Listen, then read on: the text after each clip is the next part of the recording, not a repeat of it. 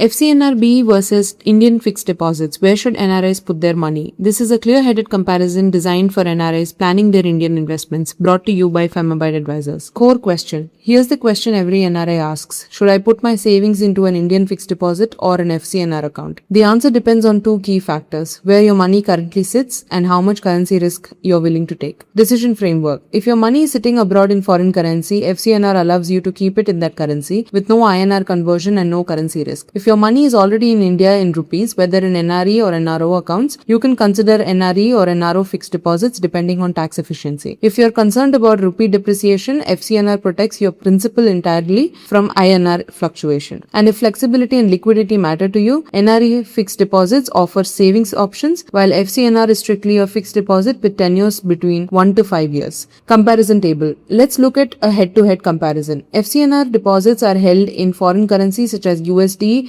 GBP or EUR, while NRE and NRO deposits are held in Indian rupees. FCNR carries no currency risk, whereas both NRE and NRO deposits are exposed to rupee depreciation. Interest on FCNR and NRE deposits is tax-free in India, but no NRO deposits attract a 30% TDS. Both FCNR and NRE are fully reputable, while NRO repatriation is capped at $1 million per year. FCNR is only at fixed deposit, whereas NRE and NRO offer both savings and fixed deposit options. FCNR tenures range from 1 to 5 years, while NRE and NRO deposits are more flexible. Interest rates typically range from about 3 to 5.45% for FCNR in USD terms and up to 6.45% in NRE and NRO deposits. FCNR is best suited for foreign earnings and USD surplus, NRE for regular foreign salary, and NRO for income earned in India such as rent or pension. FCNRB explained. FCNRB is essentially a currency protection tool. There is no INR risk because your deposit remains in foreign currency, whether USD, GBPR, EUR, CAD,